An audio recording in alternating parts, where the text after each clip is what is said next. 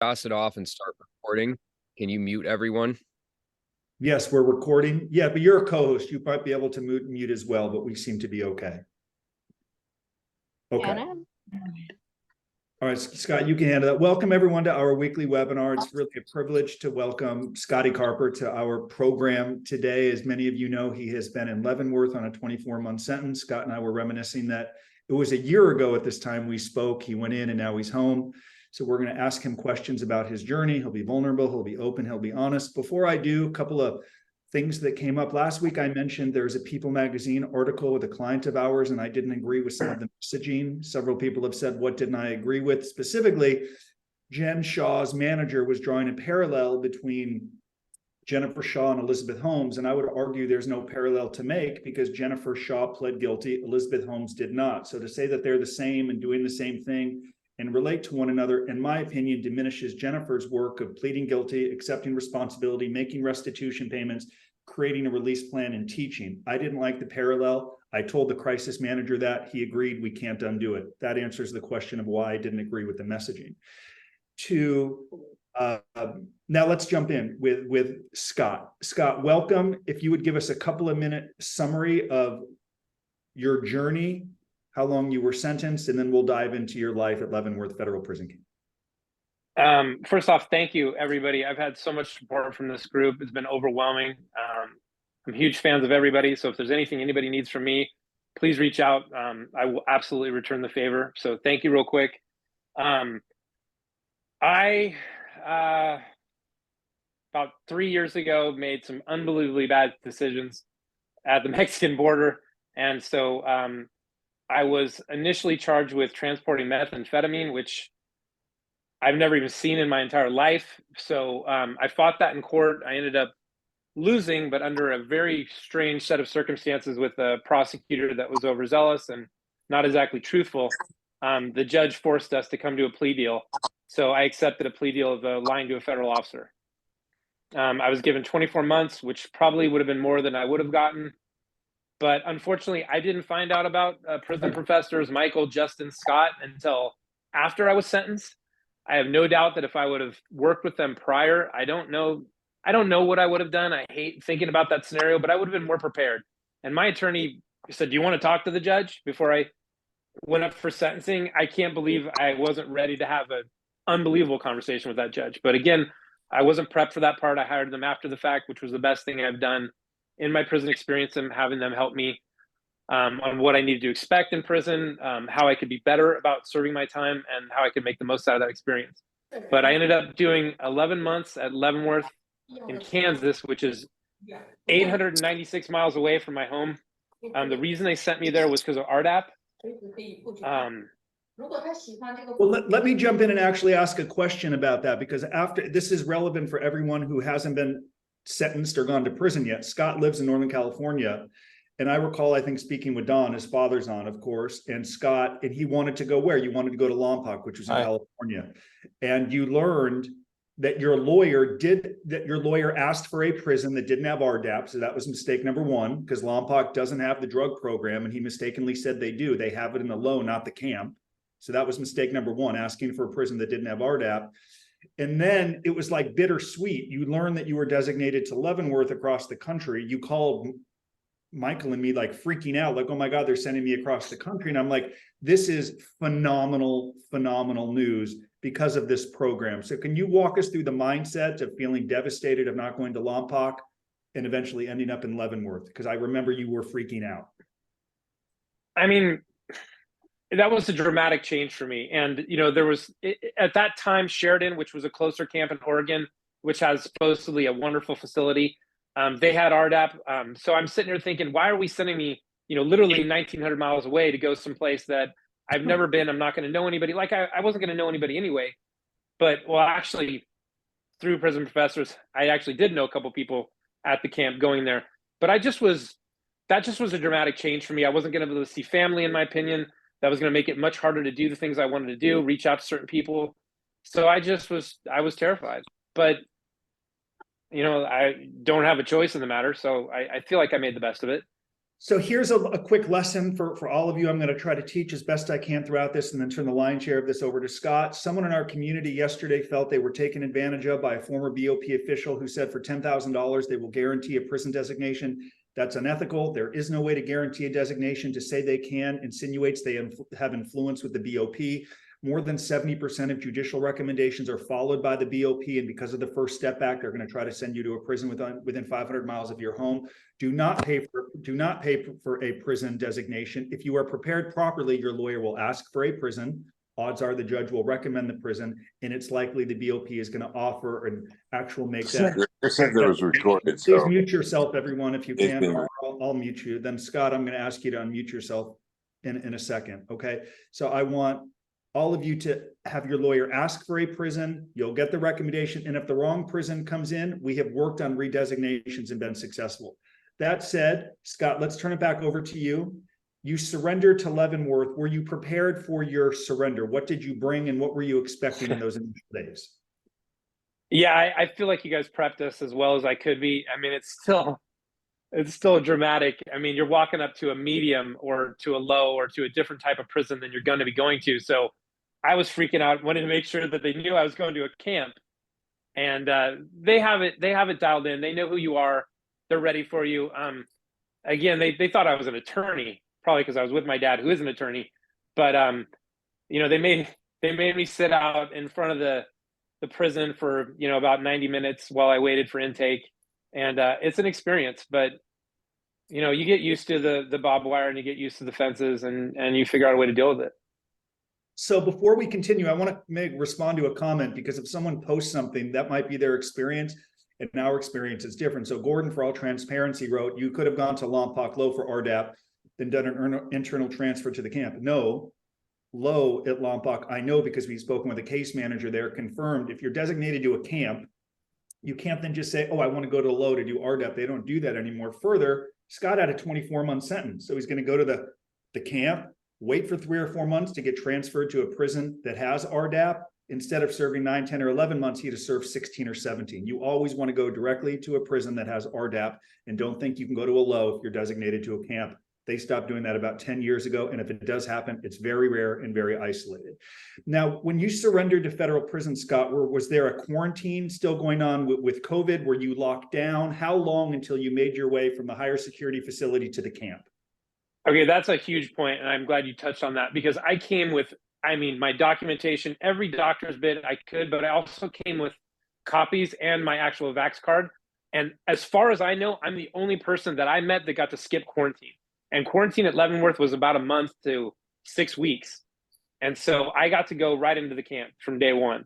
And I stopped telling people that because people were pissed about it. But if you brought your information and you were somewhat savvy about presenting it, they would let you skip the quarantine process. As I understand it, they're not quarantined anymore, at least at Leavenworth and the immediate camp vicinities, but some camps still are. Can you walk us through hitting the compound that afternoon? I recall in my experience, it felt self-paced, self-directed, like go to laundry, go to the dorm. There were some nice prisoners who took me to the chapel to get like a toothbrush and was there a welcome committee? Help us understand that afternoon after you hit the camp.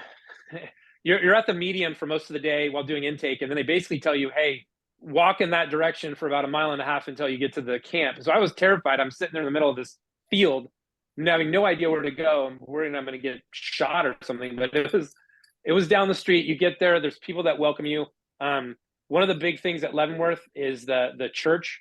They have a huge group of advocates there that help you. They give you a soap and shoes, because you have these brutal sandals that are just kind of like slip-ons. They give you shoes, they give you shave, they give you soap, they give you just about everything, and then they let you know they're a resource for you in anything you might need.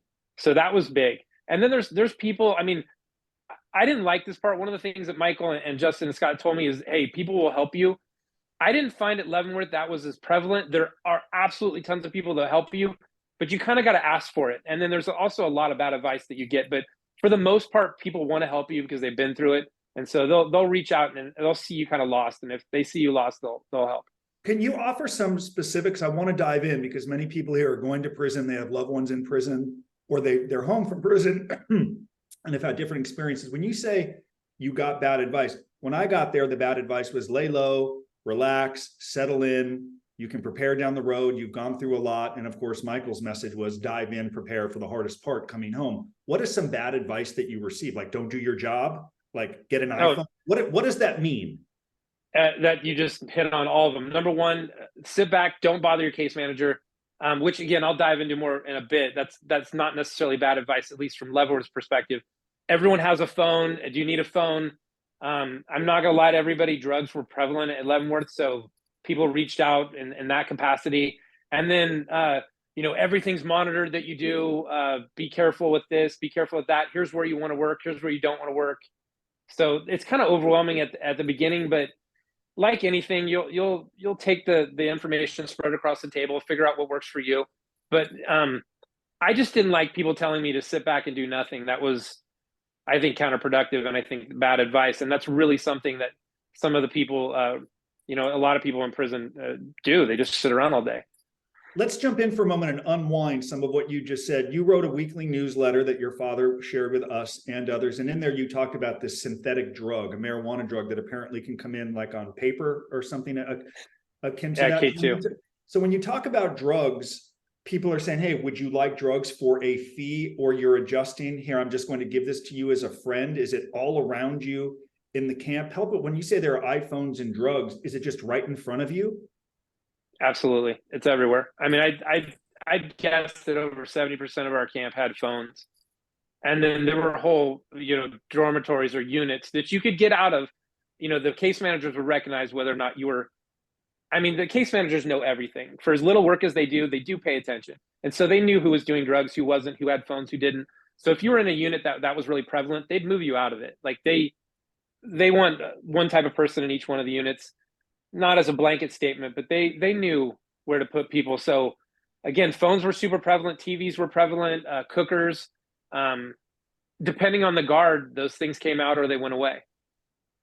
So do you suspect that they couldn't arrest or write everyone up because, sort of like America, if they arrested everyone who committed a crime, the streets would be empty? Was it just they couldn't get everyone because the camp would be empty? Why are they letting drugs and iPhones be prevalent around the compound?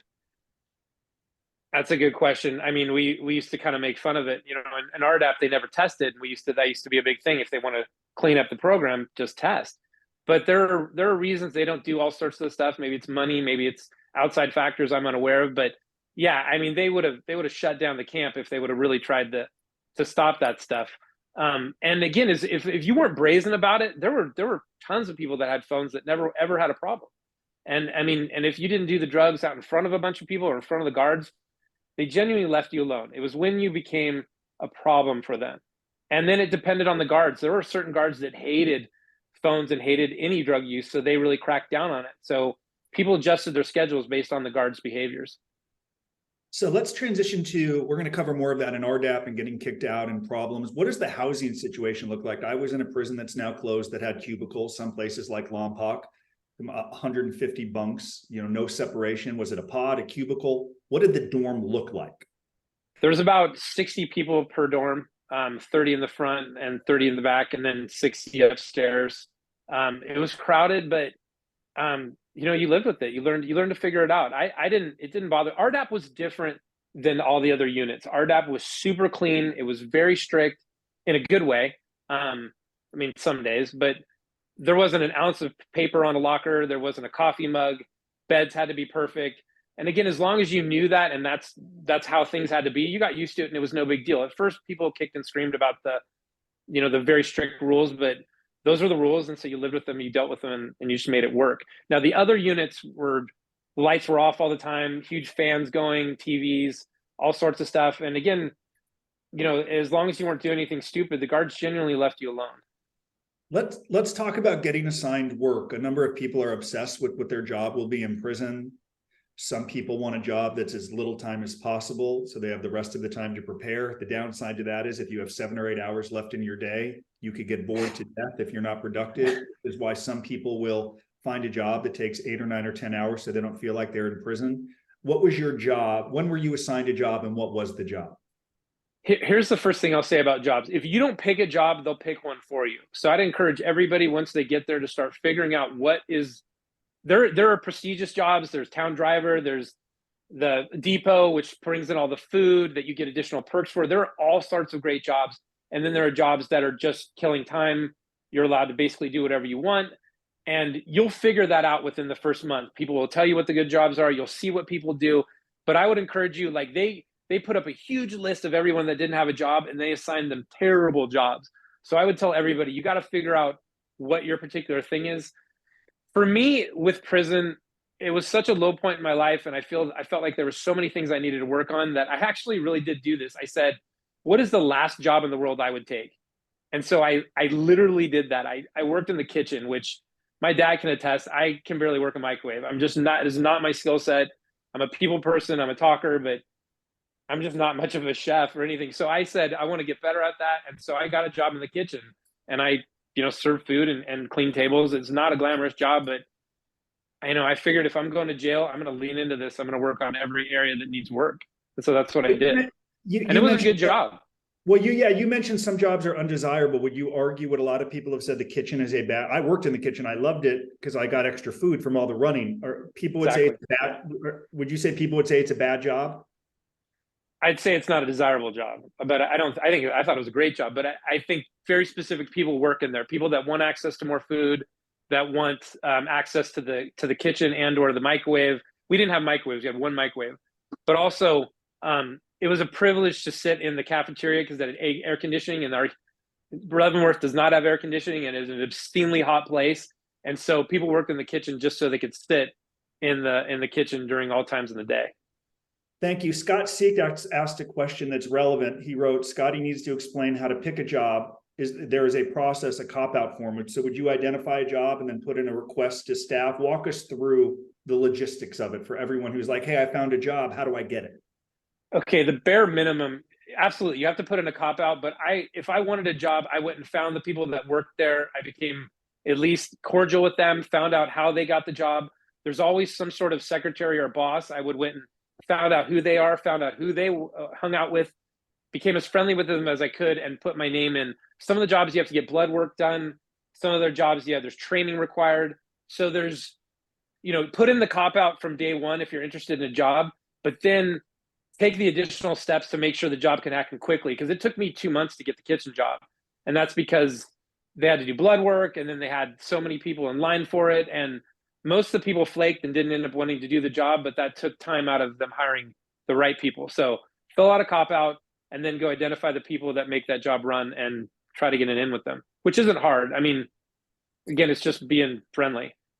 So a number of people who go to prison would tell you the highest value is boredom. The days can feel so long, the monotony of it. So did you endure that? So if you worked for an hour, how long did you work in the kitchen, and what did you do with the rest of your day? Because I'm telling you, everyone that hasn't gone to prison yet, there's no violence there. Now, if you act like a fool, you'll get beat up just like you would in a local coffee shop. Very little violence there. The boredom is so pervasive. So how long was your job, and what did you do the rest of the day? I worked mornings and afternoons, and then the beauty of RDAP, and one of the single best things of RDAP, is it's from 7 to 11. So half your day is done and you're figuring out the rest of your day. Then you're working a couple hours. And then if you plan stuff in your day, you'll fill it up. But Justin nailed it. The key to life in prison is finding things to chip away the boredom and staying as busily as humanly possible. So again, I worked shift that I didn't have to. I cleaned when I didn't have to, just to do things. And that served me well. That was a huge time vacuum for me that helped me navigate prison better. Someone asked, if you turn down drugs, do they look at you differently or think there's something wrong with you, or they just say that's not your thing and they move on? Was there any pressure? I wish I could tell you there isn't. Some people are going to try and rope you into it because of boredom, and that's their hustle, is to make you money. But no, they'll leave you alone. People leave you alone. If you don't want, the beauty of a camp is if you don't want a problem, you can avoid it. Now, I'm not saying you can't run into problems, because you absolutely can. But the drug use was relegated to a couple dorms. I mean, there's plenty of it, but I didn't see much of it unless I looked. And again, that's the key thing in prison, is watch, but don't look. Like, you'll see people putting away stuff. You'll see people hiding stuff. It's okay to look, but don't stare, because that's when people get weird about the stuff. So the drug use happened, but I didn't see it because I wasn't looking for it. We'll get more into RDAP soon. I'd like to talk about your initial interactions with your case manager. Scott Seek at Coleman had shared stories about the case managers being, let's use a euphemism here, not that into prisoners and wanting to help dismissive. Others, case managers, are more responsive, more receptive to a release plan. And so we're dealing with human beings here. Can you walk us through that meeting, that first meeting with your case manager? How long was it? And like, what did they ask you? Or was it like you're in and out of there in 3 minutes? Okay, I have a whole take on this that I'd love to share with you guys, because it's a blend of what Michael teaches, what Justin teaches, Scott teaches, versus what I learned and what I experienced, and what is good for certain people, what's good for other people. But my first interaction with my case manager was sign this paperwork and get out. And that's how Leavenworth case managers genuinely worked, is they would even sign your name for you if you couldn't come into a team in a timely way. So that being said, there was a way to work around it and to get close with them. And that's what I think I did a good job of. And I did it for other people, because a lot of the time I wasn't dealing with case managers for my own stuff, because my stuff was pretty simple, but I dealt with a lot of other people's issues. And so I did things like, I mean, I found out my case manager was a farmer, found out what he farmed, found out where he farmed, found out where he went to college, found out his teams he liked, sports he liked. And I'd go in there and talk to him about it. Now, I'm not recommending everybody do that, because I think that's a skill set you have to have and be good at. It's kind of sales. But I also did things like I found out who he was tight with, and then became friends with those COs as best as you can, so that maybe they would say something positive to him about me. And they did. So there was a lot of stuff that I think people, when I got to Leavenworth, everyone said, don't bother your case manager. Do not bother your counselors. And that is not me. I'm gonna advocate. I'm gonna bother them, but I'm going to do it respectfully. I would walk in there, and if my case manager was in a bad mood, I would leave. I'd say, okay, I'll talk to you later. And I did that probably 15, 20 times, because he was in a bad mood that much. But sometimes he'd be on a smoke break. I'd say hi. I found reasons to talk to him. I found things to talk to him about. And I will tell you, just like anything, it helps. If they like you, your whole entire world is different there. And they have inordinate amount of power. So if you can't get that them by going in on your regular presentation on your team or your core meetings or anything you're doing, find a different way to communicate with them, find out who they're friends with, find out ways to go in there and talk to them about subject that they like. If they like you, your life will be better. So what Scott did successfully is he's nurturing relationships. He would meet with them, follow up, ask questions, follow up. They would see that he was doing his job, not doing drugs, keeping clean, doing what he's supposed to do. Those things tend to help you. Even if they don't tell you, as he said earlier, they know if you're doing good and bad things. All of you need to be nurturing relationships with these people, rather than just only seeing them when you want something, they're going to dismiss you. Let's talk about when you decided to build this release plan, or your blog, your weekly newsletter. When I started writing from prison, my family asked me not to. They said, just move on from this. You don't need to talk about prison. Just get it behind you. They didn't understand what I was going through. When did you decide to write the newsletter, and what was your family's response? It's funny, because I've never been a book report guy. I've been a big reader, but I didn't want to do the book. I fought in my mind everything that you guys were teaching us. Not everything, but I just didn't see the benefit until I was about a month away. And then I'm sitting here talking to friends of mine, and their wives are bummed on me, or their spouses are upset with me. And I'm saying to myself, I'm like, how am I going to win these people over? I've just brutally damaged my relationships, brutally damaged my reputation. I need to do something to win these people back. The only way I'm going to do it is to be brutally honest and talk about my journey. And so I started doing that a couple of weeks before I left. And the immediate response I got was so good that I was like, this is great. And it allowed me to talk about what I was going through in a way that was objective, but it was also really heartfelt. And I wanted to make some, I guess, non-believers into supporters. And that is the single best thing the newsletter did, is I won over, not everybody, but most people started believing in what I was doing. They loved that I was genuinely honest about my experience, that I talked about everything. And I did. I mean, I didn't leave anything out except for the stuff I couldn't talk about because it's monitored. But I was brutally honest, and people really were receptive to that. And then doing the book reports and like documenting everything you do was huge. And I actually loved it. Like, there's a part of the book report where it's the third question that says, what did you read and how is it going to apply to your life moving forward? Something to that effect. Again, you can tweak it however you want. I learned to love that part of it, because every time I read a book, I'd start thinking about my experience or how I was going through, and I'd talk about that. And so it just, you never know what your support group is going to connect with about. And I had people talk about a random book report I read or wrote that they really loved, and they ended up reading the book, and it gives you a reason to connect with these people on better terms than you just complaining. And I think that is perfect. When you're writing your blog, were prisoners, because they might have the internet, that I guess it wasn't on the internet for the world to see, but did prisoners become aware of your newsletter? Were they aware that? Oh, yeah. And because some people can respond negatively to that, like, why are you doing this? You're productive, or you're writing about things you shouldn't. Did you get some? I'm sharing this because people who choose to write, there are downsides to doing it, especially if you put it Absolutely. out email for the case manager in the world to see. What did you get some of that negative, this kind of negative feedback? Sure. Everyone's a critic. Everyone's got a comment. I mean, that's leadership 101. You're always going to get people that are not going to agree with some of the stuff you do. But again, the net positive was so overwhelming that it was like, okay, I won't show it to you. And if you notice, I don't use any specific names. I don't talk about people. I talk about ideas and concepts. And I did talk about people, but I didn't call them out. And so that kept me safe somewhat with the guards and with the COs, with the staff. But for the most part, prisoners were really supportive. They loved it. They loved me shining a light on topics that frankly made them upset just as much as it did me. So I did have some negative comments, but not much.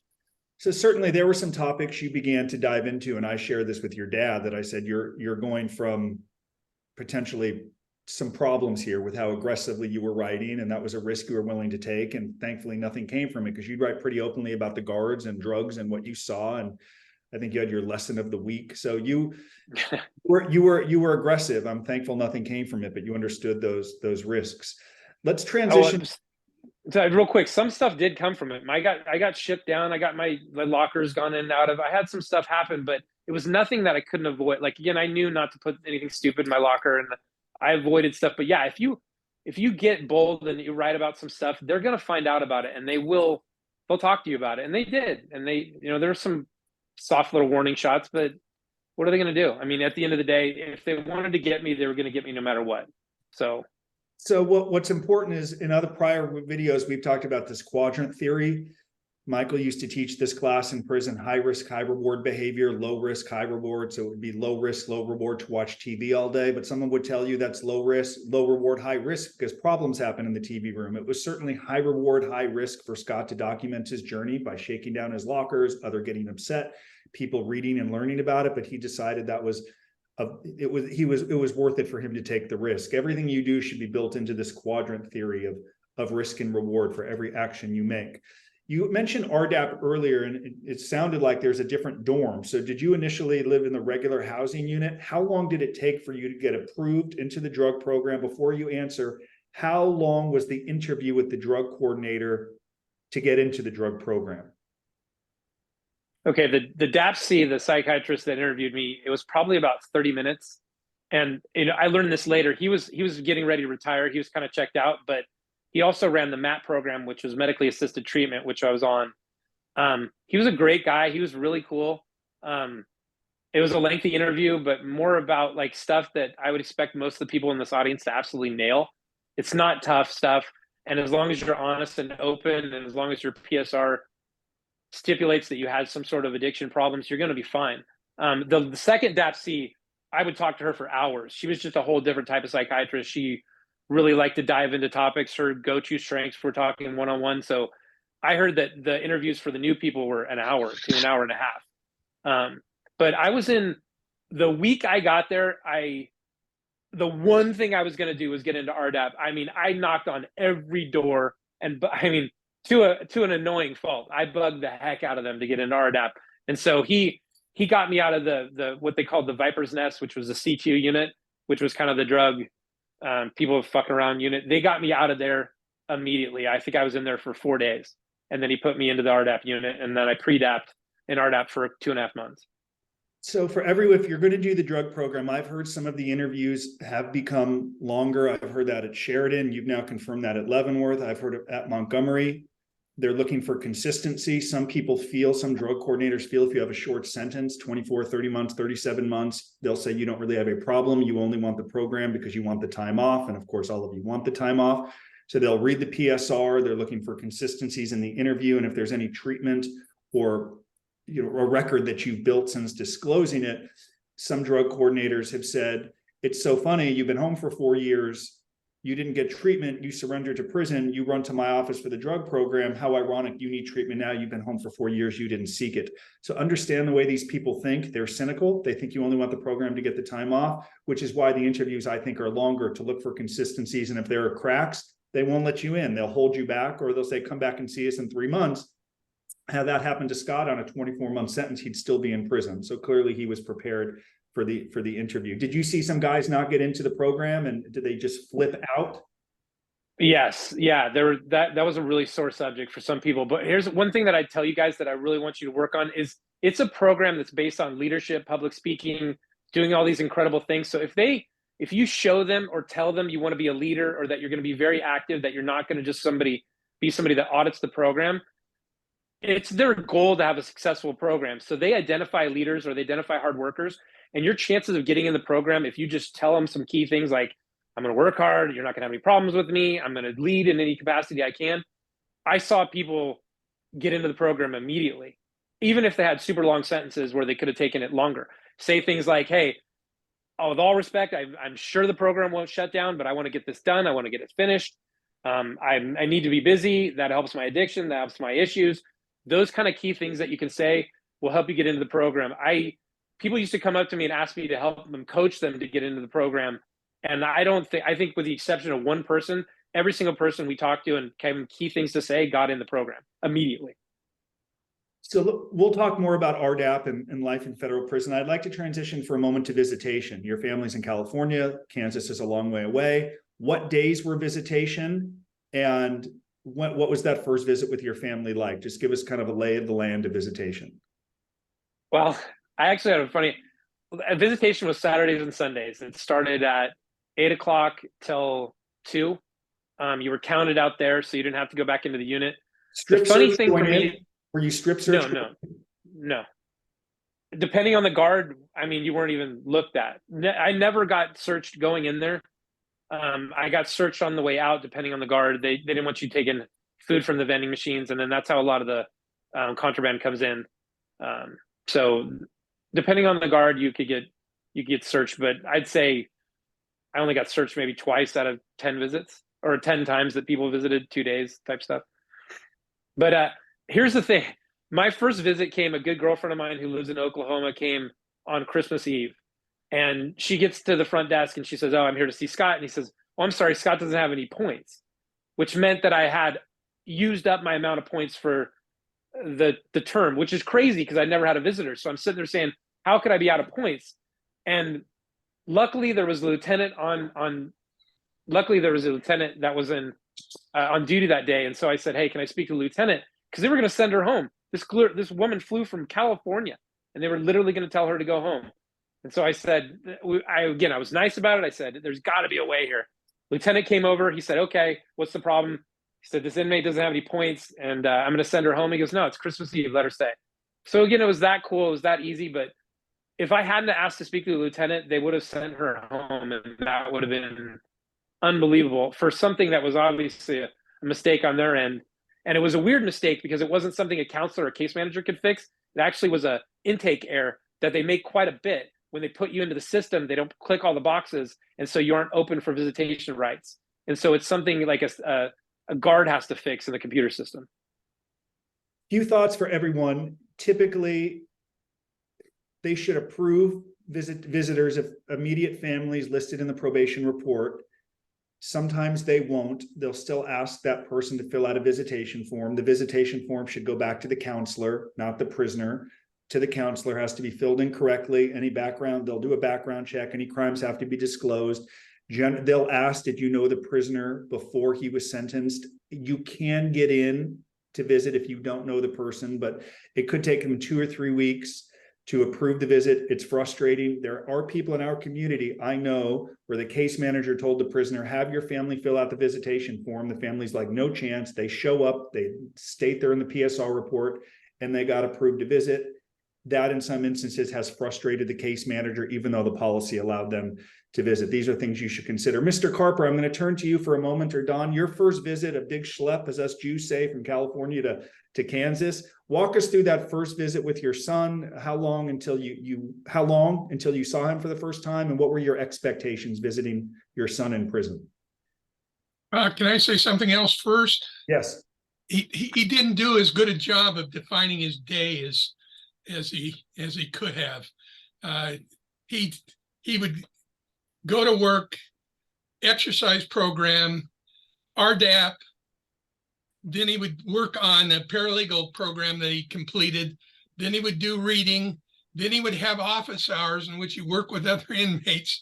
Then he'd do again a work schedule, and God knows what else he did. But he didn't describe how busy he was as well as he might have.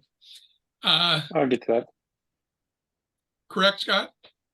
Yeah, no, I'll touch on that later, but yeah. Okay. Perfect. Anyway, I probably 3 months in before I got a chance to see him. And you go back for both days if you're gonna travel that far. The camp, there are virtually no signs or directions to the camp. So the first thing is you really need somebody telling you how to get there, and the prison's not going to be any help on that. So, I ended up giving directions to a lot of people who were going to go to the prison later to either visit Scott or someone else. But once you find the camp, you go in, and it looks, the camp itself looks like a worn down, abandoned junior high school with barbed wire around it. And you go into the visiting room, and it's like a multi-purpose room. And the guards are, well, again, I went to the camp, I think 4 times, and different guards each time, so they treat you differently. I was never searched. And a lot of times guards don't even make eye contact with you. And so you sit down, you see your son, and son comes, he looked good. His conversations were easy. We'd spend, I think, about 5 or 6 hours each day, and don't think we ever ran out of things to talk about. You occasionally will get the chance to meet other inmates that your son might know who are glad to meet you or want to talk to you, and also meet a couple other inmates' families. Terrific experience. The other thing I'd say about visiting, Scott had some people who wanted to visit him who never got approved by the case manager. So there are some people out there that might end up listening to this program and wonder why they never got approved. And I have no idea why they didn't get approved. They kept trying, but case manager never approved them. And there was no criminal record, no obvious reason why they wouldn't have been approved. Which is really terrible for Scott, because you got to be really motivated to go all the way back to Kansas to visit him, because we don't have anybody in our family or friends who lives anywhere near Kansas. So that's part of the problem the BOP has had, and Colette Peters is trying to make changes. She's getting grilled from the senators about changes in the BOP. The case manager should facilitate programming and visitation, because studies show the better your network, the less likely you are to recidivate. But I see comments here like Michael Protrack, 4 months to get his family approved at Terminal Island. Patty, the same thing at Mariana. It's sickening. It's awful. They don't want to do their job. So even though changes are coming, it may take real time before a case manager does what they're paid to do. I think it's awful the way they separate families. So thank you, Don, for sharing that. There's a bunch of questions, Scott, that are coming along the right side that I'll get to in a few minutes. And if anyone has specific questions for Scott, put up your hand. I'll call on you and you can just ask Scott directly. I'd like you to touch on the drug program for a couple of more minutes, because there are people here who will pursue it. I understand in the drug program there's high level of scrutiny. So what does that mean? If you get a disciplinary infraction, are you gone? Walk us through the drug program, the day-to-day activities of it. Okay, it's super structured. It's, at least at Leavenworth, it was, for lack of a better word, petty, but I loved it. I loved it for the structure. I loved what I learned about myself. I loved the people in it. You got there. I actually gave our graduation speech, and the one thing I touched on was how many different things you can work on and improve if you want to be a public speaker. You can be a public speaker because you literally are using a microphone every day, multiple times a day. If you want to lead, you can run committees, you can help people. If you want to work out and lose weight, they encourage that. It's part of your treatment program. So you get these you go and meet with a personal DTS, which is drug treatment specialist. You tell them about your history with medication or with drugs or whatever your problem is, alcohol. They identify a plan for you. A lot of it's based on group. You meet privately with what's called a process group. Then you have journal groups where you do homework assignments. I'm not going to lie to people. It's a lot of work. It's not as much as a college, but it's more than high school, I'd say. You don't need to be smart to do it, but they're going to want you to work, and it's just their full-time job to watch you. So you really get to know your DTSs as opposed to staff where I'm sure they just see you and figure out what you do and what you don't do. But the DTS staff really gets to know you. And they make you work on the things that they think you need to work on, and then give you areas to work on the things that you need to work on, that you feel you need to work on. But I got to admit, I thought RDAP was as difficult as it was at times. We got shut down 5 times for contraband in the unit or for issues that I had nothing to do with, and that got super frustrating. But that's part of the program. I think they do that stuff on purpose to see if people will quit, to see if people how they'll react to it. I saw people get set back in the program for the most minuscule reasons. I personally got a formal warning for having 2 pillows, which I was authorized to have by a doctor. So there's a lot of stuff that is absolutely ridiculous, but I honestly think a lot of it's done just to see how you react. And if you don't give them that, then you make it through the program and you get a nice bonus with the time off, and you meet some incredible people. I mean, I thought RDAP was a really positive experience. I learned a lot about myself. So there are questions that are continuing to come in, and we'll address them. I want you to touch on something real quick at the RDAP, just quickly, something called, and Scott Laney and I think cover this in this RDAP course that we have, about what's called like a pull-up. Some people have said, we hear a lot of this at Pensacola, right? Where we have a number of people in our community. And we're going to talk about the case manager in a moment at Leavenworth who dissuaded people from doing RDAP. But we have people in our community at Pensacola where the drug coordinator is kind of saying, hey, you're a snitch if you do this program, right? And I hate this prison parlance. It sounds so damn prison, penitentiary type stuff, but don't do this program. You're going to have to snitch on people because of this thing called a pull-up. Can you touch on what that is? Well, it's funny. We actually had someone from whatever central office in Kansas come out, and we had a whole week of not being able to say pull-up anymore. We had to call it a help-up. So then that's them trying to get this less negative connotation behind it. But basically, let's say I'm doing things incorrectly, like I keep I'm not making my bed correctly. It's a bad example, but one of the things would be maybe I'm not working out, like I'm not sticking to the workout program I set for myself. So someone would help me up and challenge me saying, Mr. Carper, you're not doing these things correctly. You're failing in these criminal thinking errors or common thinking errors or 8 attitudes of change. And we want you to do better. Please commit to the community that you'll do better. It's part of their program. There's nothing to do with snitching. I don't even know where that came from. That's people talking in the program. I mean, that aren't in the program talking about the program, which is absolutely going to happen. Everyone's a critic. Everyone's a commenter, but it's basically, a lot of it's, frankly, it's not even stuff that's really a problem for you or true, but it's things that the community sees that you need to work on. So they're bringing it to the community's attention in like a public forum. But it's, again, I've heard a lot of comments from people about what RDEP does and doesn't do, and 90% of them turned out to be incorrect. So let's touch on something you shared in a newsletter, and I won't mention the specific person's name, but he was in our community for transparency. He was a client of our company. And we got a 24-month sentence at Leavenworth breakout. And you sent this message that was sort of like, hey, I'm happy for you. Justin, I can't hear you. Yeah, no, you're good. Other people hear you? Can you hear me?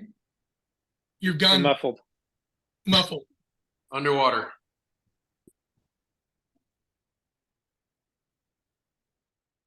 Hold on one second. Can you There hear me? you go. You're back. It's Apple's fault. Stock's down. This is why. Okay.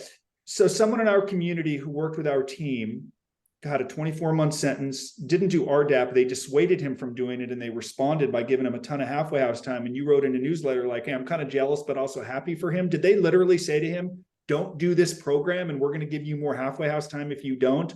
Why are they dissuading people from doing programming that can help them? Okay, this is a fascinating topic to me. Okay, Andy, or I'm sorry, he was in RDAP. He actually was in it for almost 3 months, and he was a leader in it. People really liked him. He's very smart, very intelligent guy. He's an oral surgeon, really knew his stuff. But his case manager, okay, most of the staff does not like RDAP. The reason they don't like RDAP is because you get significant time off. And anybody with a short sentence, in my experience, most of the case manager counselors feel anything under a 30-month sentence, you should do all your time or 90% of your time. So RDAP giving you 6 months, 12 months, they're not a fan of. Secondly, and this is the purely most simplistic reason, RDAP creates work for them.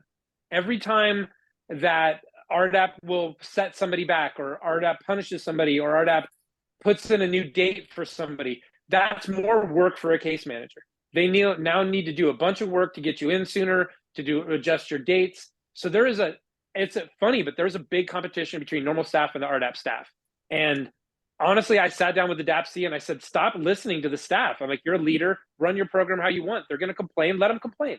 So what happened with him in particular is one of the case managers liked him. First off, he was very good at one-on-one talking, and said to him, hey, drop out of RDAP and I'll give you more time. Now, he did do it. The case manager delivered on what he said he was going to do. So he did drop out of the program. Now, that is really rare. I've never heard of it happening for anybody else. And he was doing it because he was pissed off at the RDAP staff that they'd give him a bunch of work to do. And they had pushed a bunch of people's dates to new dates. And so he had to reopen these people in the computer and give them new dates. And he was pissed about it. So he wanted to show him that he was angry. And so that's why he did it. He didn't do it to help Andy. He did it because he wanted to piss off the DTS staff. I wanted to get your perspective on the perspective staff has of someone like you or Scott Seek or me or Scott Laney or anyone who's serving time for a white collar crime. I have filmed videos of late where I feel sentencing has changed. I think it's the hardest it's been since the Madoff era of 2009. Doctors, lawyers, politicians, regular white collar crimes, the sentences are longer than I have seen since 2009, when we had clients in our community getting 5 and 10 years for insider trading and securities fraud and pump and dump schemes. They are longer, and judges are referencing this wasn't a blue collar crime where it was a one-time crime of impulse to steal. This was over an extended period of time. For whatever reason, sentences are longer. Now, I know a couple of former FBI guys I'm friends with, former law enforcement will say, we think judges are doing that to offset the First Step Act, to offset RDAP, to offset prison reform that could get people out of prison sooner. They're going higher. Who knows? My question is, did you see a perception from, which is, by the way, all of you have to mitigate to understand what judges are doing. Sentences are longer than I have seen. Did you see staff treat white collar guys differently because of the short sentence, or privileged and entitled versus perhaps a drug offender? Or did you not see that? No, it was very prevalent. Actually, we had a pretty large white collar contingency. And again, I'm not white collar. A lot of people think I am. I'm actually, my offense was drugs, but everyone thought I was white collar because of the way I guess I handled myself. But one of the things that staff would say to us is they thought we felt we were like them, and that, how do you even respond to that? I'm not trying to act like you're equal. I never spoke to a guard or CO staff in any way but respectful, because I didn't want the blowback. I saw what happened when you didn't, but there was a genuine feeling from them that they thought we were their equal, and they wanted to make sure we knew that we were not their equal. So, I think as long as you didn't talk back to them with regards to that, they let that go. That was just an initial observation they had, and they wanted to see how you handled it. To confirm what I've said about sentencings, if any of you want to learn, go to a sentencing hearing. I've attended 1,000 of them, and they're changing, and judges are more ruthless than I have seen. And I want you to understand the stakeholders. Scott mentioned people don't like RDAP, the staff, because it can get you out of prison sooner. That is commensurate with what Michael has heard from the more than 30 prisons he's attended, where some case managers won't even look him in the eye and can't believe the BOP would give money to a guy who did 26 years. They won't even look him in the eye, and they'll say to him, we don't like the First Step Act. We like DeSantis, who wants to repeal it. We don't think people should get out of prison sooner. And the victims don't want them to get out of prison sooner too. These are obstacles you need to overcome at sentencing and while you are in prison, presuming you want to have everything you want, which is an easier journey. I'm going to transition to questions here in a moment. Scott, can you talk about the kind of transitioning home and when did you learn of your release date? And then I want to transitioning to the halfway house from Kansas. How much time did they get you? Did they give you a bus ticket, an airline ticket? When did you get your release date? And what was the transition like to the halfway house where you are right now? I got my release date. We figured out there was staff that was more than happy to help with release dates. We identified that staff. We became friends with or friendly with that staff. And we would get dates from this one particular woman named Miss Katz, who is actually a DTS specialist and actually a really good human being. But I was given it pretty early in my sentence. It was kind of decided that I would leave right after I graduated from RDAP. The problem I ran into is the RDAP program ran into problems with the contraband or cell phones or whatnot. So we kept getting the program taken off programming is what they'd call it, held back. And so my date kept getting adjusted. But if I would have had FSA, I wouldn't even be here at the halfway house if my FSA kicked in its totality. So I was given 6 months. I think due to my relationships with the counselors and the case managers, if I needed 12, I would have gotten 12. But that was rare. RDAP, you pretty much got an automatic 6. Again, if you were friends, or not friends, there were guys like we made a mouse pad for our case manager that said KU State on it because we knew like KU State. I'm not above doing something like that to get better terms or better time off. People did stuff like that. They got 12 months. I'm not encouraging everybody out to go do nice things for the case manager or counselors. I'm just telling people they're humans like everybody else. If they like you, good things can happen. So it's up to your case manager. Before we go to the halfway house, touch on First Step Act. Were guys flipping out? I'm not getting my credits. How quickly did you get the 10 days and then the 15 days? Help us understand the FSA dynamic in prison.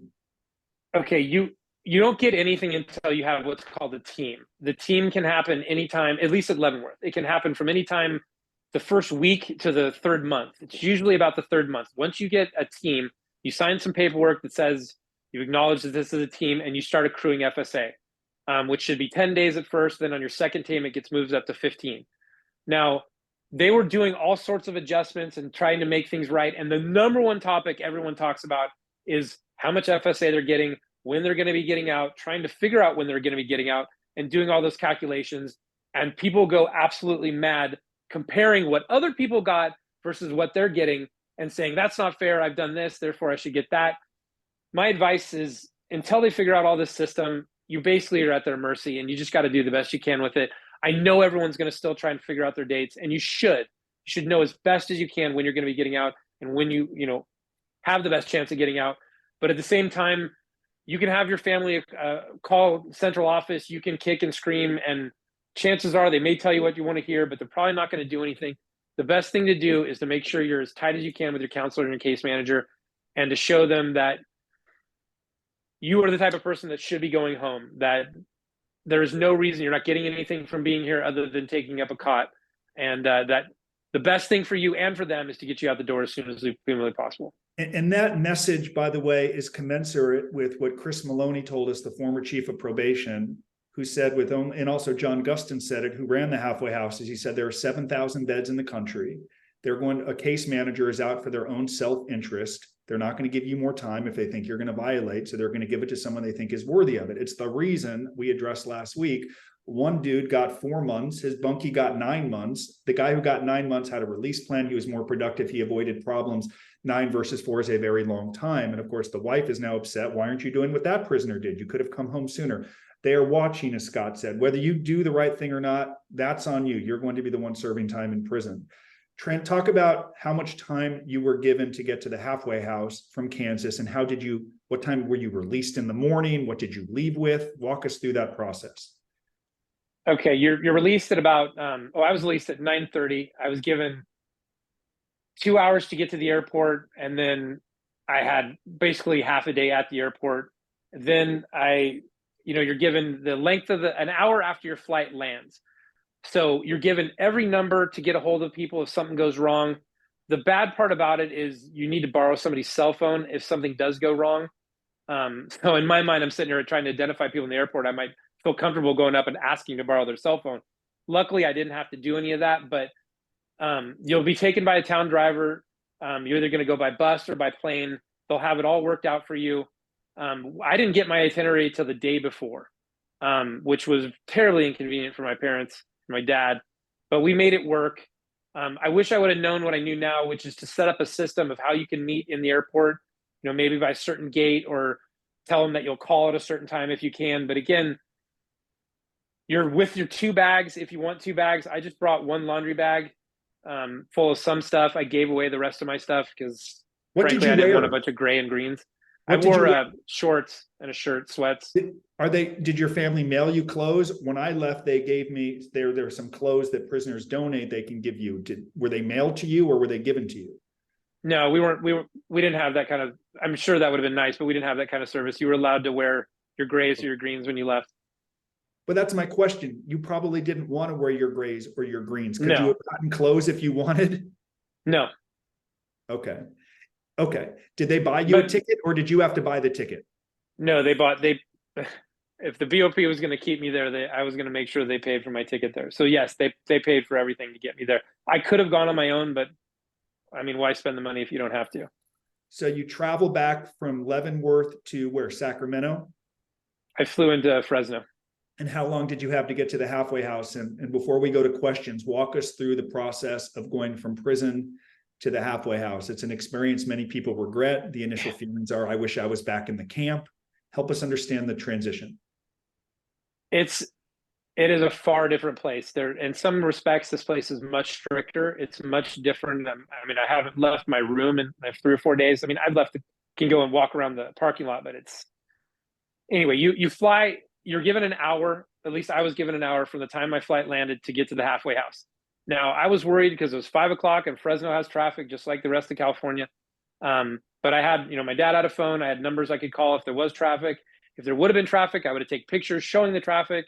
I would have been able to explain everything. But, once I get to the halfway house, there's an all new set of rules. And again, you just came from a place you were comfortable. So yeah, I get why people would probably like to stay at the halfway house in some respects. But to me, it's one step closer. Whatever you've been thrown at now, you're going to get through, you're going to figure it out. So to me, it's just one step closer to freedom. Whatever they throw at me, bring it on. I'll get past it. It's not that big a deal. So now that you're in the halfway house, are you required to do continued RDAP classes? And when are you able to get your first pass? When are you allowed to leave? I was locked down for a week in the halfway house. My job got approved and then it was perfect. But what will you do the rest of the day? Sit in your room, walk around the parking lot? When can you leave and look for work? You can leave as soon as you meet with your case manager and counselor. I've already met with the RDAP staff. I've been checked off on all the boxes with regards to that stuff. I have a hernia, so that's a bit of an impediment for me that won't apply to anybody else. So I'm on a medical hold where they either need to fix it or maybe, and hopefully, fingers crossed, they send me home so I can go fix it, which is fine by me. But until I fix that, I don't think they'll let me work, which I'll volunteer and I'll do stuff anyway. But you meet with your case manager. Case manager authorizes passes. He authorizes you to get jobs. You just have to be very diligent. And one of the best things I did was I brought all my newsletters. I brought my release plan. I showed it to the counselor and he was like, wow. I mean, that checked off every responsibility box he wanted to see with me. And he was blown away and he's like, okay, you're not going to have a problem here. That was my first and only conversation with him. I'm still waiting to meet with him about the passes and whatnot, but that made him trust that I didn't need to have I did have a medical problem because I had all my records. That made him know that I'm organized and that I worked the entire prison sentence. So it checked off the boxes for him that he's concerned about. The release plan, I'm glad that you did it. Some people here have done it with our team on their own. Some don't do it. Some dismiss it. That's your choice. But when you hear someone who was just released from prison articulate that a case manager, a cynical case manager or counselor found value in it, then said, you're not going to have any problems, it probably makes sense for you to do it, though it's stunning to me that some people still won't do it. Why, I have no idea. Well, you have to resolve. Let me tell you one thing about Leavenworth. The case managers were now taking I feel like, prison professors originated the release plan in some way, shape, or form. But the counselors and case managers were now taking that form that inmates were turning in, making their own version and having people fill it out. And so you had 2 choices. You can go with their form, which frankly was pretty sad, or you can turn in your version, which accompanied everything else that you want to talk about. Both of them are going in your central file. So if I have the choice, I'm going to put my spin on it. It's going to be my version rather than their version, which was literally, where are you going to live? What's your job going to be? It's a terrible, doesn't tell your story at all. So my point is they're going to have you do that now, just like they make you get a job, they're making you do a release plan. So your options are have your spin on it or do theirs. So said another way, if you could have written your plea agreement, if you wrote your plea agreement, would it be more favorable than if the government wrote the plea agreement? Your plea agreement would probably be more favorable. Therefore, you should write your release plan instead of a case manager writing it, which will probably be about 9 sentences, and that goes into your file. We encourage you to lead. Let's go to some questions that we're receiving along the right side here. Do they allow family members to do the transportation from prison to the halfway house? So Don, your dad could have gone there with you and met you and flown back with you, correct? And picked you up. I know my family picked me up. If you want to just touch on that one more time. Yes, you can. Absolutely. Your family can meet you there. They can travel with you. They can get you there. They can do any of that. My dad drove me to the halfway house. Now, are you seeing, without getting into specifics, because you're currently in the halfway house, are you seeing people, are you continuing to see the drugs there and problems like that? Are you continuing to see you kind of stuff like you saw in the camp, or is it different? No, from what I gather, this is one of the more stricter halfway houses. We test every few days. You'd have to be pretty crazy to be doing stuff here. I haven't seen any of it, and I'm pretty certain none of that goes on here. When I was in the halfway house, the downside to violating was they wouldn't send you back to the camp. They would send you just to the detention center because you had so much time left on your sentence. So every day, and literally every day when I was in the halfway house, I saw the U.S. Marshal showing up to arrest someone, and they take you back to the detention center to finish the rest of your sentence. So they're just terrifying. They hold you to a higher standard there. It's not like a camp where they can write you up and you go to the hole. They're just going to send you back to prison. Have you seen any of that yet? If not, it's coming. Yeah, I've seen a couple of people the marshals were here the other day and they took a couple of people back, but I think they violated for things that they didn't disclose or issues that they had that the BOP was just finding out about. Have you met with your probation officer yet? My dad, again, has been a godsend on this. He's been sending my newsletter to my probation officer. So we spoke, and the first thing she said to me is, "Oh, you're the guy who sends the newsletter," which was cool. So again, that was another, I guess I'd say she's more of a fan than not. But I have spoke to the parole officer, trying to figure out who exactly is going to be my parole officer, since I'm kind of far away still. So sending the work to the probation officer is something I did in prison. And when I shook my probation officer, Isaiah Murrow's hand, he essentially said the same thing. You're the guy that wrote the blog. I read some of them, not all of them. It set the tone for everything. So I see people on the webinar who have been here for months. Joanne, I see you. I know your son's in prison. I know Gary's getting sentenced here soon. Scott Laney did it. I am begging you to share your content. With whom? Your probation officer, your sentencing judge. I'm going to attend a sentencing hearing next week in Santa Ana in front of Judge Carter, who will say to the defendant, because I've been to 10 of his sentencing hearings, I will follow you in prison. I want to see you when you come home. If you do well, I'll consider letting you off probation early. I wish you well. I'm curious to see if you're going to follow through on the commitments you made in this courtroom today. It's coming. So you should share this work with all of these stakeholders, and you can see how it's benefited Scott. I'm begging you. We're begging you to do it. It changes the whole damn journey.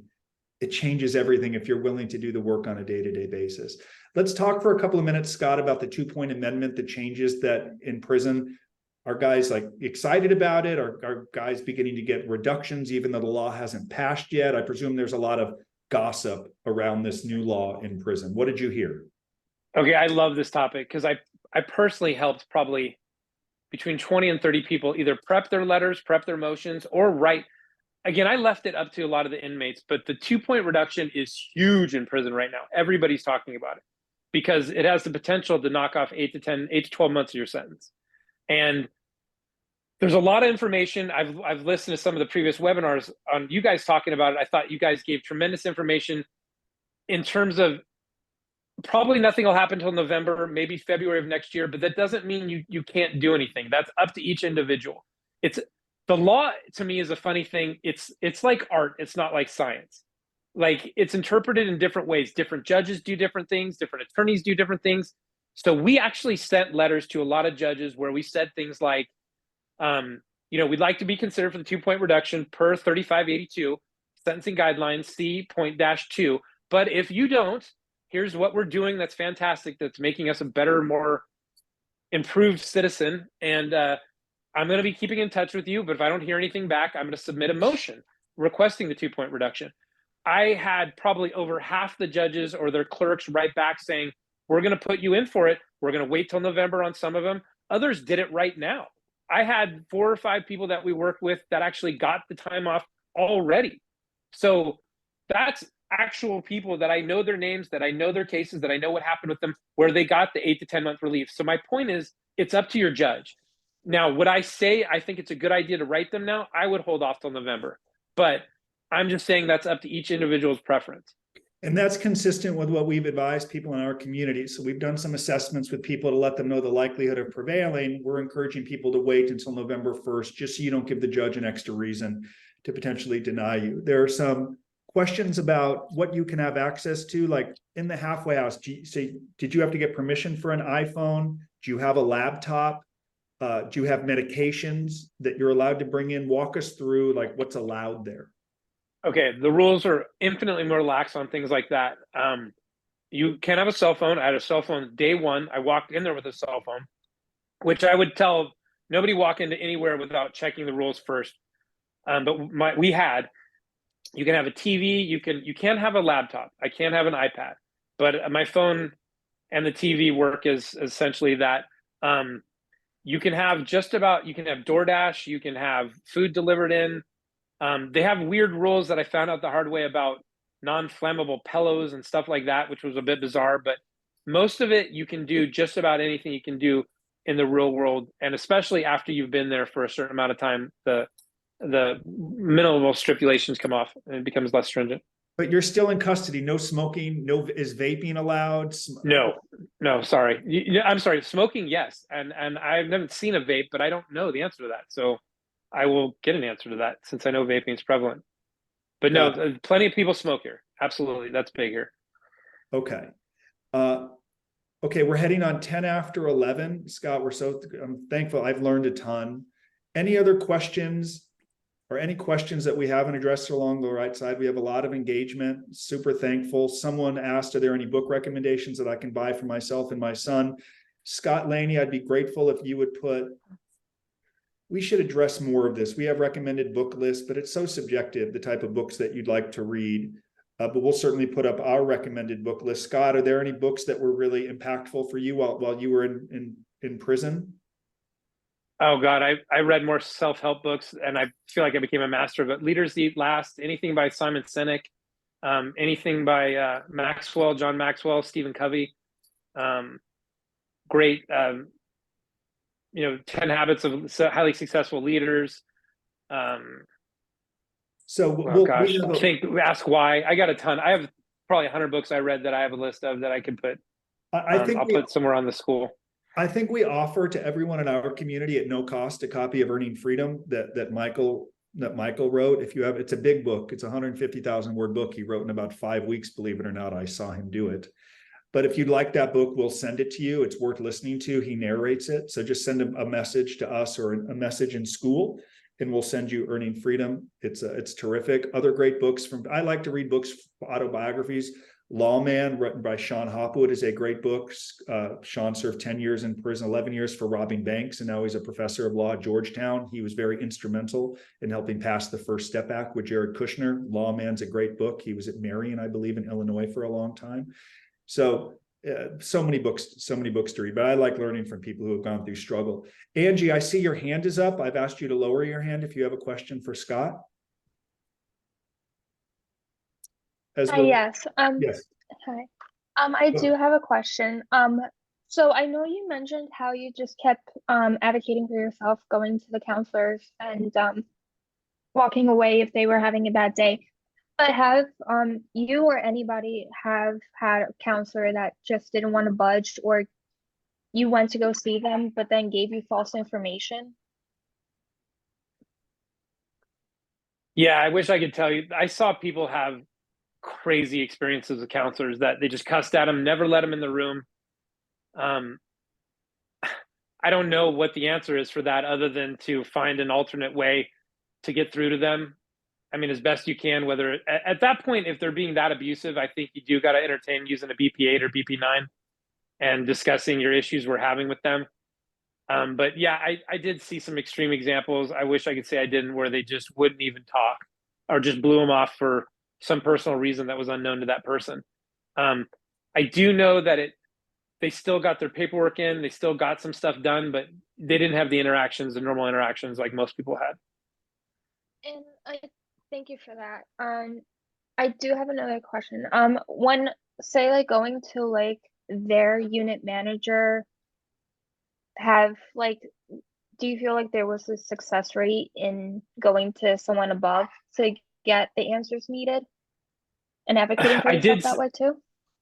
I did see some people who reached out to their attorneys and had their attorneys reach out to the warden, and then the warden came down on the unit manager, and the unit manager came down on the counselor or case manager.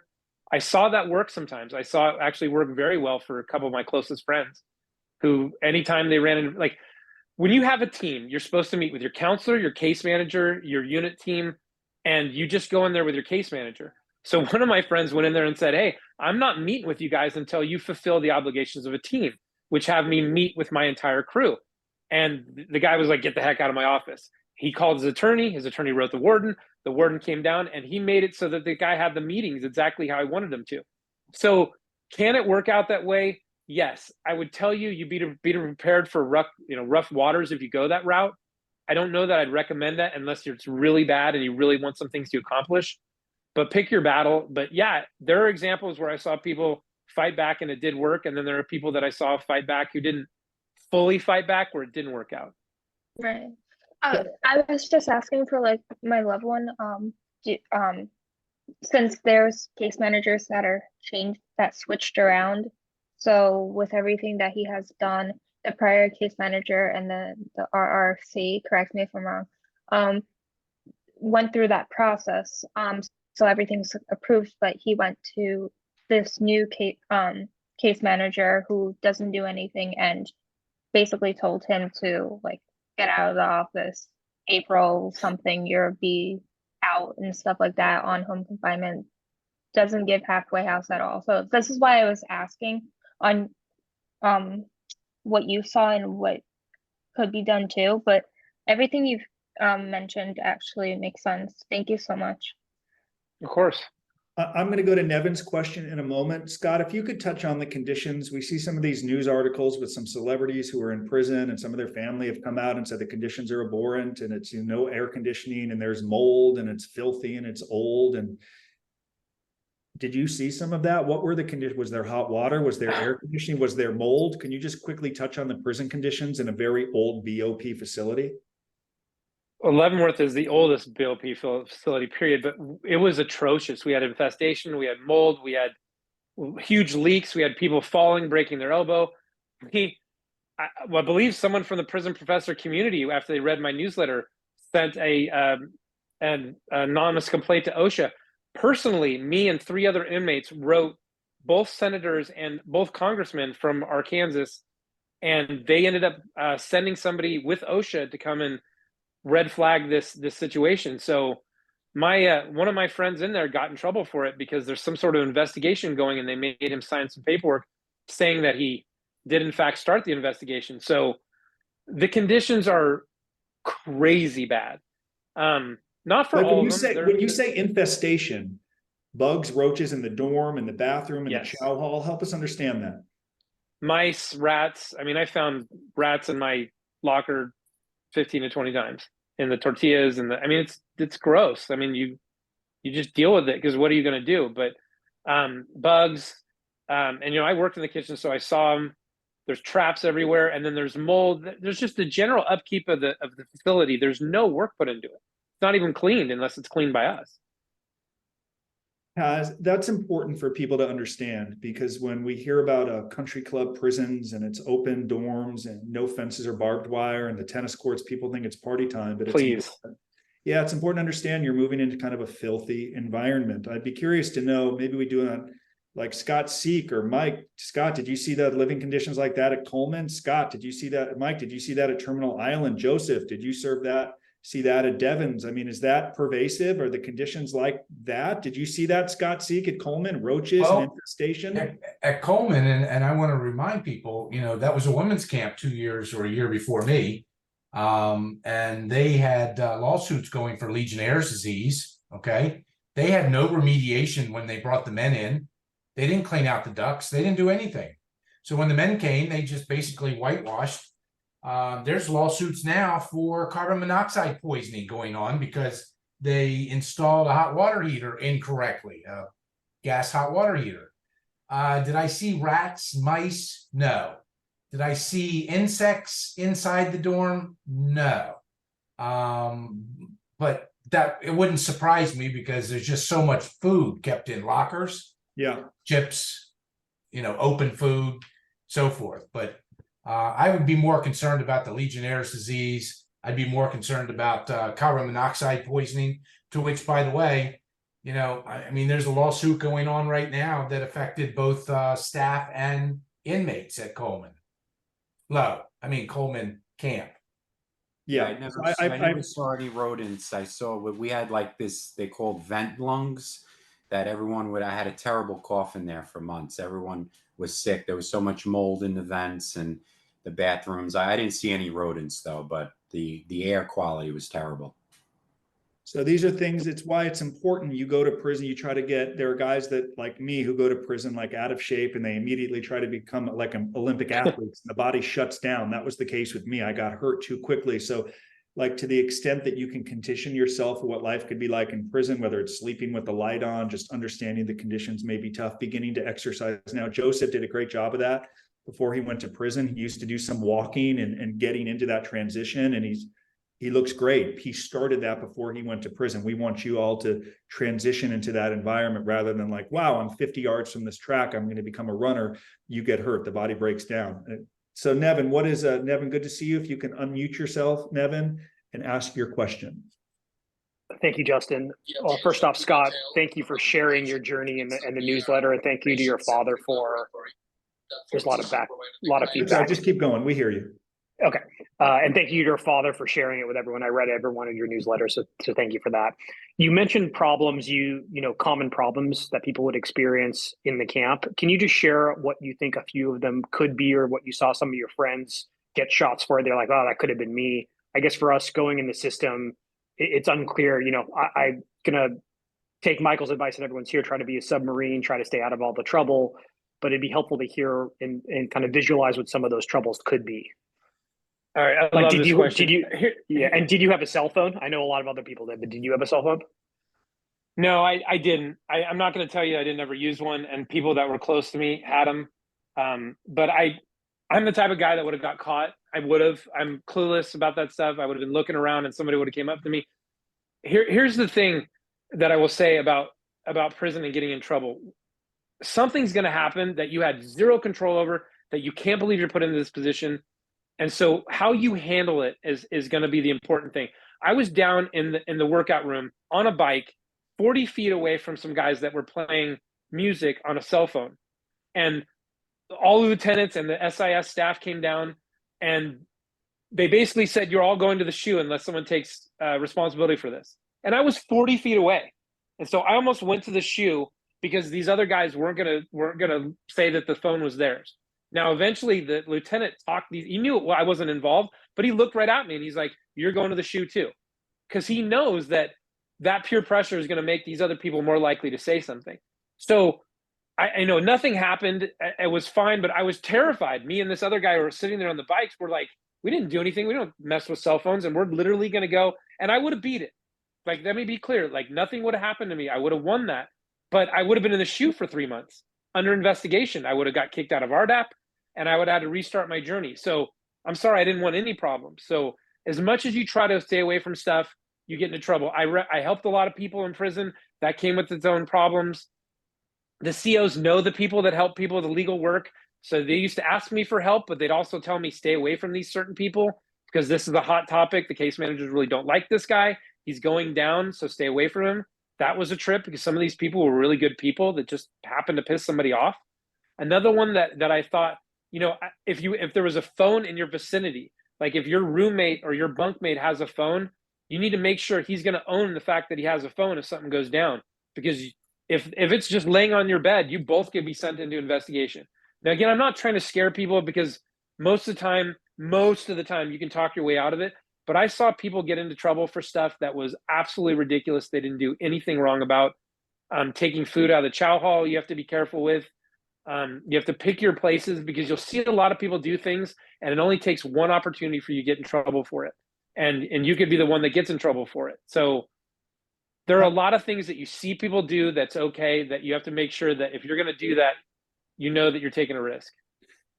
I plan to film a YouTube short around a wife and daughter who called to say their father, who is a lawyer, is in prison. And they's like, he's a total people pleaser. He can't say no. And his bunkie had a phone, and he kind of turned the other way. And the bunkie began to take advantage of it. Like, hey, let me set my phone here for a few minutes. And then there's a cord to the iPhone in his locker. And it's like, he didn't want to say no. Fine, no big deal. It's not mine. And they get caught, and they're both going to the hole. They're both looked at the same way. And it's just awful. And they're like, well, why would he do that? Why would he allow it? Like, he's already in prison. Like, what's going to happen now? And that comes to Scott's point. Like, he had a bunkie who had a phone, and he allowed himself to get involved in it. He didn't say, you own it, this is you. Or, Scott, are there some guys that'd be like, I'm going to find a new bunk? Or were there just so many people with iPhones, you move to another bunk and that guy has a phone too? You know what? One thing that happened that was really funny, my counselor got mad that I had the newsletter sent in. They had some pictures on it, and it turned into a whole dilemma where, you got to be kidding me, I'm arguing about something I'm literally walking 5 feet over to hand to my case managers. And, you know, he put my dad on double secret warning, because my dad is an attorney who sent that paperwork in, and he threatened to send me to the shoe because of stuff that I received in the mail. So situations like that, luckily I talked the counselor off the cliff, because he was just trying to be a dick.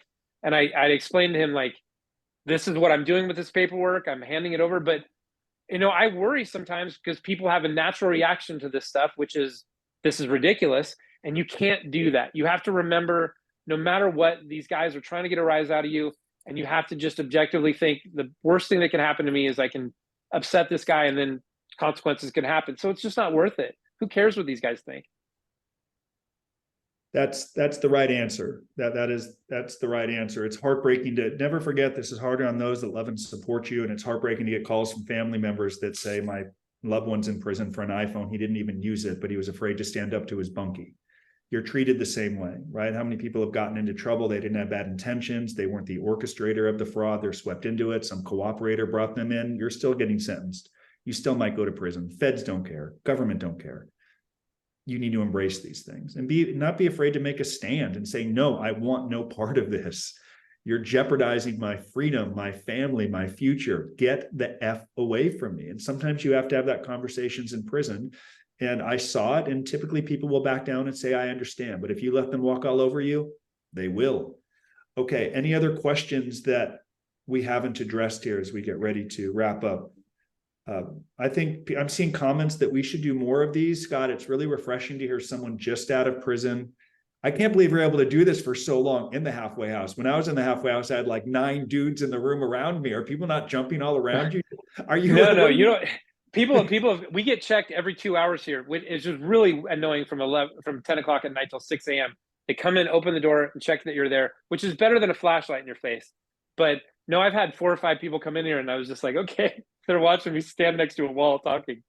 But yeah, it's invite them to join our community if they want to learn and contribute. That would be great. I see Steve B in the top left with the hand up. Steve, sitting patiently. Please contribute. What's your question? Good to see you, my friend. Hey, good morning. I don't really have a question. I just want to say to Don and to Scott, thank you so much for sharing your insight. And I know that everybody does that, but it's really interesting to me to hear it firsthand in open one. So I just want to say thank you very much. Oh, thank you guys. This community's been so unbelievably supportive and has been a huge source of information for me. I'm excited about it. So anytime we can help people, this is the worst time of our lives. And anytime we can make it better for each other, how can you not? Yeah, we're grateful to have you. People are asking, are sex offenders eligible to go to the halfway house or home confinement? Yes, not all halfway houses, but most. I was in a halfway house in Hollywood with sex offenders, and you can also do the drug program. I received a call a few days ago from a lawyer in New York. He's like, I have a physician client who's going to go to federal prison. He wants to do the drug program. I've told him he's not eligible. I said, why would you tell them that? Based on the crime, he is eligible. He's like, I had no idea. So make sure you're getting the correct information. You are eligible for the halfway house. You are eligible in some cases for the drug program. And yes, we've had people in our community with those crimes who have gotten probation of 10 and 20 years, who have gotten off probation 5 years early. In fact, studies suggest, I think the biggest deviation in the sentencing guidelines are sex offense cases. So you're eligible, prepare, unlike no different from any other case. So absolutely you're eligible. Halfway houses are different. I was in with someone who has served time for a state crime, like 30 years. So it's male and female state and federal prisoners. It is a different dynamic there in the halfway house, at least the one that I was in Hollywood. It was a different dynamic from what I saw in the camp. Okay. Any other hands up? Angie, I still see your hand up, but I think we called on you unless. I had another question. Oh, Angie's back for more. Yes, talk to us, Angie. Just for like my mind reference, for halfway house, if I'm gonna ask this correctly, for the halfway house, if it's filled and there's no room, what do? Do they just send you to like get an ankle bracelet and then they could send you on home confinement, or they keep you there until there is a bed available? Like, how does that work out? Well, Justin probably knows this a little better than I do. In my particular case, it looks like, I think, and again, fingers crossed, I'm at the last 6 months of my sentence. I only have actually 5 more. Again, if my FSA kicked in, I'd be done. I think they'll most likely send me home now because, number one, they need beds here. At this particular halfway house, I'm told most people do not have a home. I do, luckily, thankfully. So I think that puts me at the front of the line to go home on home confinement. But Justin can speak to this matter better than I can. So if there's no room, you might wait until there's availability in the halfway house. In some instances, we've had clients who would go to the halfway house in Brooklyn and they say there's no room. And we've had clients go to the halfway house in Connecticut. What's the big city there? Hartford, Connecticut. There's a big halfway house. So we've had a bunch of clients go to the federal prison camp in Lewisburg to do the drug program, and they can get 9 months in the Connecticut halfway house or 6 months in Brooklyn. We've had some case managers say to them, you give us a choice. We'll put you in for this one. And some have stayed in prison longer. We have that with a client right now in Otisville, who's given like 7 months in the halfway house, but he can't go to Brooklyn because it's full. And he's like, damn, do I go to the one in Connecticut? It's a choice. So you may have to wait longer in prison, or they may give you another option. And I've seen that here in Los Angeles. There's the halfway house in Hollywood where I serve time. There's also one in Van Nuys in the San Fernando Valley, which is newer, probably 10 years old now, by the car dealerships. So some case managers are cool and will give you an option. Some won't. They're going to say, you're going to have to wait till there's a spot. Okay. And even if like you have a home and everything is like been approved, they will still make you say like, hold off a little bit. Yeah. So we've covered that previously. We can touch on more, but the CARES Act is no longer around that enabled you to go straight from prison to home confinement. There are people who might serve a much lengthier time in prison, where I think the last 10%, if I'm wrong, correct me, the last 10% of your sentence could be served on home confinement, which means if you serve longer in prison, that gets you eligible for the home confinement. So you could go to the halfway house and then immediately go to home confinement because the last 10% you're eligible. But if you're going to get 6 months in the halfway house or 9 months in the halfway house or 9 months freedom outside of prison, you have to serve a certain amount of that time in the halfway house before you're eligible to go to home confinement. I presume they can't kick you out sooner if they want to, but typically most people, because the CARES Act has ended, are going straight from prison and serving some time in the halfway house before they go to home confinement. It doesn't mean they can't kick you out and they don't have discretion. They do. Like in my case, I was told I had to get to 90% of my sentence before I could go home. And even when you hit the 90%, this is the BOP, how the case managers work. Once I hit 90%, it's not like I went home, they then put me in, and it still took another week for it to get approved. So don't think like when you hit the number, you're going straight home. It's just the way that it works. They'll put you in once you're eligible. Thank you so much. My pleasure. Thank you for being part of our community. Let's see. Did Scott request a specific halfway house? No, they did not ask. He would have not have wanted Fresno, as just about every other halfway house in California would be more convenient. Yeah, he's several hours away from where he lives. Like I said, Sometimes they give you my case manager would not have. She's like, this is what I put you in for. This is how much time you get. There's a really cool case manager at Lewisburg and Otisville who will say, here's two choices, Brooklyn or Hartford, Connecticut. Let me know. Pretty cool. So we're at 11:30 now. Any other questions before we wrap up? And I do agree per the messages, we should bring more people in our community who are just released from prison, both male and female, to share their experiences because it's fresh and it's new. And you're living it. So we're super grateful, Scott, for what you've done today. Okay. Scott. Thank you, everybody. Any more questions? Scott Seek, is that you? One more. You want to wrap it up, Scott? One more question? Yeah, I'm going to stay on the halfway house topic real quick for those that ask. There is a lot of discretion that's left with the RRM. That's the residential reentry manager. That's who your case manager contends with. And each jurisdiction is different. So coming up with hardcore answers as to how long and how much and whatever is really very case specific and very regionally determined. So unfortunately, there's no hard, fast answers. Yeah, I think that's right. Yeah, that's exactly right. Ricardo, I see you on the top left. If you'd like to unmute yourself. Yeah, can you hear me okay? We can. What's your question, bub? Okay, so I have a question in regard, this is what I found a while back. FSA Elderly Offender Program, this is a 2019 notice that I found. Is that still impacted or have you ever heard of it? Yeah, actually, well, good.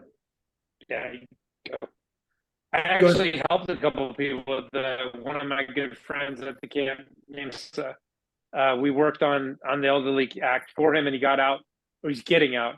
And then a guy that we worked on for a while named Smith, we actually got him out on that too. So yeah, they weren't fans of the CARES, at least our case managers, they weren't fans of the CARES Act, they're not fans of the Elderly Act. You have to make it very compelling and very easy for them. You basically have to do it for them. But hey, if they want us to do it for them, fine, I'll do it for them. And so there are lots of people that can help with that stuff. But yeah, that was something that I saw two friends go home on. Okay, so at sentencing, can you request that? Let me jump in. It's not so much a request, it's a law you're eligible for, but you have to have a lengthy enough sentence really to be eligible. So like it's really geared towards people. If you go through the math with good time and first step back credits, you need to have like a lengthy enough sentence where it would really benefit you. Like Raj, go ahead. Scott, do you have something to contribute here on this? What'd you say? It's basically the math doesn't work well for elderly unless you have a 5-year sentence or more. Yeah, that's my point. That's a pretty right. Some people presume, 5 years with RDAP and good time and first step back, then you're going to take another third off of that. Like, hey, I'm going to be home in 6 months on 60 months. They've geared it in such a way where it really only benefits those 5-6 years. That's when it begins to kick in. Anything less than that, it's not eligible. So, but no, it's not something you would ask for. It's the law. You're eligible for it. You're eligible for. The question is, will you benefit from it? It really depends on the length of your sentence. What's considered elderly? 60. Okay. Okay, then another quick question is on the 2-point reduction. What does it mean when you have zero points? In the interest of time, we're going to want you to do the work here. We did that on 2 webinars with Sherry, a former prosecutor on our team. If you're in school, go to Classroom. The webinar's from August 24th. And I think September 1st, we cover the 2-point amendment. If you have questions, send me a message in school. We can respond. But I need you to do that work because we did 2 lengthy webinars on that subject. And I assure you it will answer your question. Okay, thank you. You're very welcome. Okay, thank you to all of you for joining our community. I'm going to end it here. We'll see you next week. Scott, thank you. I'll end this. I'll put the recording up in our school community. And Scott, awesome. So good to see you, my friend. Welcome home. Thank you for contributing. Very valuable. Welcome home, Scott. Appreciate it. Thanks, everybody. Thank you. Thanks, Scotty Carper. Good feedback. Bye, Scotty People Laney. appreciate it. All right, I'll put this up in the school community later and I'll put up all the questions you answered. Thank you again, Scott. Bye, everybody. Right, bye-bye. Bye-bye.